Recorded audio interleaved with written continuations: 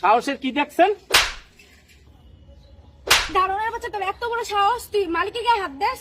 রমজান মিয়া, তুমি এটা কি করলা?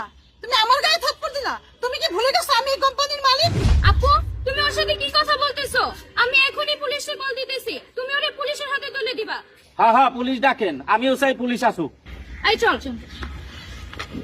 রমজান মিয়া, তুমি এত বড় অন্যায় করছো, তারপরে বলতেছো পুলিশ ভয় পাও না, মানিটা কি? না ম্যাডাম, আমি পুলিশ ভয় পাই না। আপনি আমার মাফ করে দিয়েন। আমি আপনার গায়ে হাত তুলছি, আমি যা করছি আপনার ভালোর জন্য করছি। আমার গায়ে হাত তুলে আমাকে অপমান করে বলতেছো আমার ভালোর জন্য করছো? তাহলে ম্যাডাম শোনেন।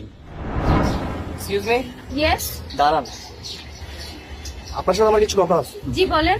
আপনারা কি পায়েল গ্রুপ অফ ইন্ডাস্ট্রিজ এর ওনারের বোন না? হ্যাঁ, কিন্তু আপনি কে? আমার নাম পারভেজ। কোন পারভেজ? পিপি গ্রুপ অফ ইন্ডাস্ট্রিজ ওনার? আপনার তো আমি অনেক নাম শুনছি, আপনি আমার সাথে কি কথা বলতেন? হ্যাঁ, আমি সেই পারভেজ। আপনার সাথে আমি একটা ডিল করতে চাই। ডিল? আমরা আপনার সাথে কোনো ডিল করব না। আমি যে ডিলটা করব এটা লাভ আপনারই হবে। আমাদের লাভ? কি লাভ বলেন? আপনার বড় বোন পায়েল চৌধুরী, উনি নতুন একটা টেন্ডার নিতেছে। সেই টেন্ডারের অ্যামাউন্টটা কত, সেই তথ্যটা যদি আপনি আমাকে দিতে পারেন, ওই টেন্ডারের লাভ যা আসবে 50% আপনার, 50% আমার। শুধু এই না, আপনি যদি কোম্পানিতে থেকে ওই কোম্পানিতে কাজ করে ওই কোম্পানির সব পার্সোনাল ইনফরমেশন গুলো যদি আমার কোম্পানিতে দেন, তাহলে আপনাকে আমি আমার 50% পার্টনার বানাবো। ভাইবা দেখেন, এমন অফার কিন্তু সবসময় আসে না। আর কতকাল আপনি আপনার বোনের আন্ডারে থাকবেন? নিজে কিছু করেন, ভাইবা দেখেন, আপনার নাম হবে সব জায়গায়, শুধু আপনার নামই থাকবে। বড় আপু যেখানে যা খরচ সেটাই দেয়, এক্সট্রা তো কোনো টাকা দেয় না। আর সে তো আমার সৎ বোন, এই অফারটা হাতছাড়া করা যাবে না। আমি আপনার অফারে রাজি, আপনি আমার সাথে আবার বেইমানি করবেন না তো?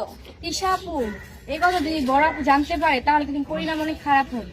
কি খারাপ হবে? সে আমাদের সৎ বোন, দরকার হলে আপুকে রাস্তা থেকে সরায় দেব। রাস্তা থেকে সরাবেন না কি করবেন সেটা আপনাদের ব্যাপার। আমার দরকার কাজ, আপনি আমাকে কাজ করে দিবেন, আপনি টাকা গুনে নিয়ে যাবেন। তো কথা এটাই রইলো, আমি এখন যাই, কথা মতো কাজ করেন।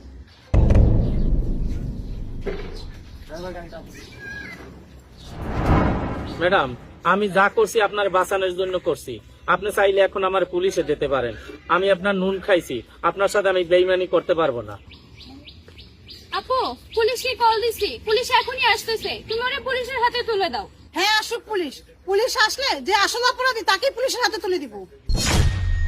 তোরা দুজন আমার সৎ বোন হতে পারোস, কোনদিন তোদেরকে সৎ বোনের চোখে দেখি নাই। সারা জীবন তোদের ভালো চেয়েছি, নিজের সুখের দিকে একবার চিন্তাও করি নাই। তোদের সুখের জন্য এমনকি আমি বিয়ে শাদী পন্থী করি নাই। আর সেই তোরা কিছু টাকার জন্য আমাকে শেষ করে দিতে চাস? তোদের কত টাকা লাগবে তোরা আমাকে বলতি। আপু, আমার মনে হয় ও তোমাকে মিথ্যা সেটাই কিছু বুঝাইছে, তুমি ওর কথা কোনো কিছু বিশ্বাস করো না, তুমি ওরে পুলিশের হাতে তুলে দাও।